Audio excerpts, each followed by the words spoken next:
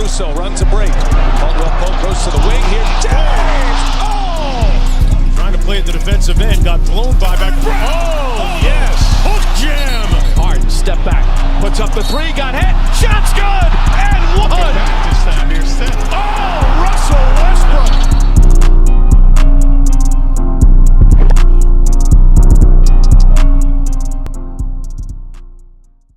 Speaking of leaving, head coaching jobs, the Clippers.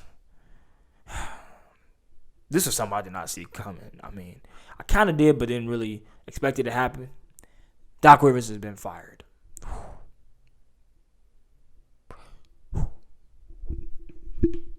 Doc Rivers has been fired by Steve Ballmer.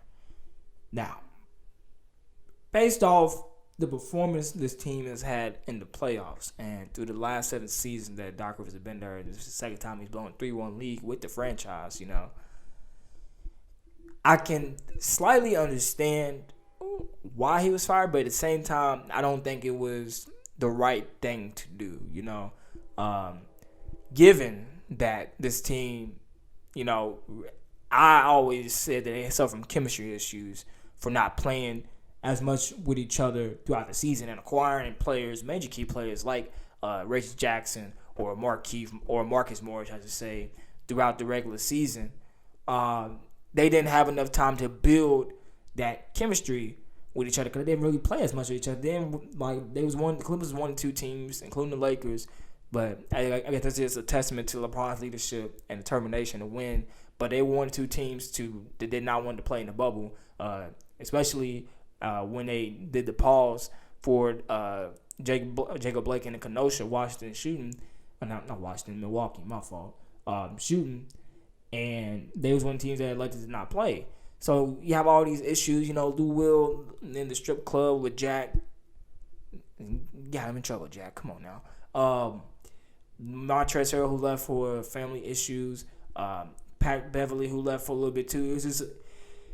It was a bunch of inconsistencies going on. Paul George didn't play most of the regular season. He was out here and there. Kawhi Leonard load managing.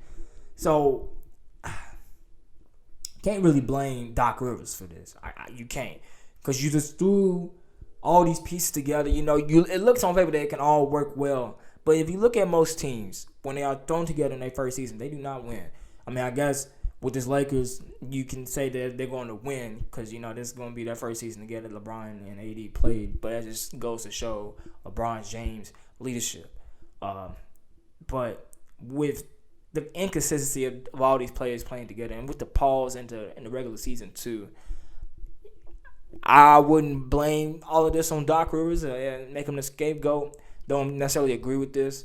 I would want it to all of them to come back and run it back for next season. Because after next season, Kawhi and Paul George, they did sign a 2+1 deal, a play option for the third year.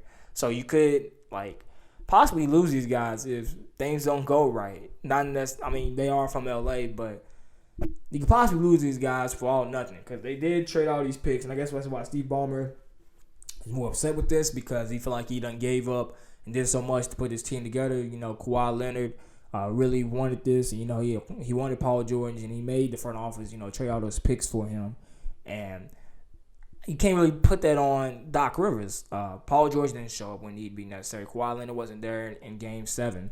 The chemistry issues of all these players, and I guess from a leadership standpoint, where Kawhi Leonard wasn't that much of a vocal leader, I guess they wanted Doc to be that leader vocally and kind of galvanize to get them to be on the same page. But when you have so many, personalities, Montrezl coming up on a contract, he just won Sixth Man of the Year.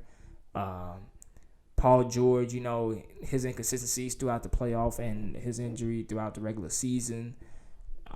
All these different players, you can't really put blame all on Doc, I don't think.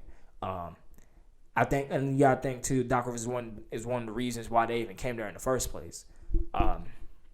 So Steve Ballmer even called several key players, including Kawhi and Paul George, and they gave him their input. They didn't want Doc Rivers gone, but Steve Ballmer ultimately made the decision of saying bump it. I'm gonna fire him anyways. Now I think that Ty Lue will be the next head coach. He's already was assistant coach this year, and he has experience being the head coach. He's already familiar with the system and the players. I think it'd be best for him to do that, to go with Ty Lue to be their head coach. Especially if they want to keep the chemistry together and keep all these players together, and kind of keep the same flow that they have. At least with Ty Lue, he's an assistant coach, but he has that identity. He keeps saying excel there, and you move him up to the head coaching position. I think that would be the best route for them to go. But ain't no telling where they go with that. Where would Doc go? I suggest he goes to Houston. I think Houston Rockets would be a great spot with him. His son is there.